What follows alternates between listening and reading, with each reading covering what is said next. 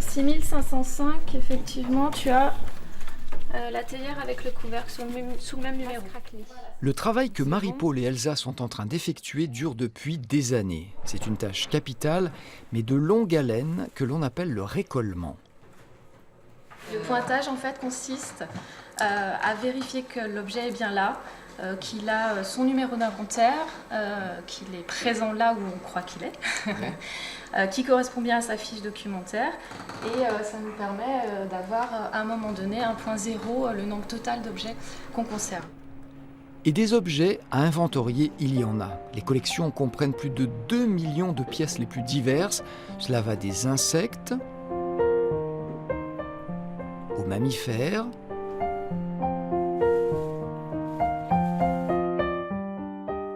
en passant par les oiseaux, les minéraux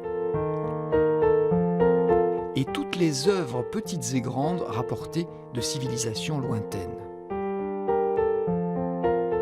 Beaucoup de collections ethnographiques, par exemple, ont été rapportées par des naturalistes. Quelqu'un qui allait chercher l'origine d'espèces en Afrique, etc., revenait avec des masques, des massues, des saguets. Et donc les collections se sont constituées beaucoup autour de la personnalité des missionnaires, des expéditeurs, des collectionneurs qui ont parcouru le monde.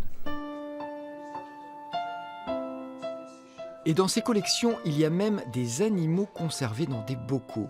Beaucoup de mammifères, mais surtout des reptiles et des poissons.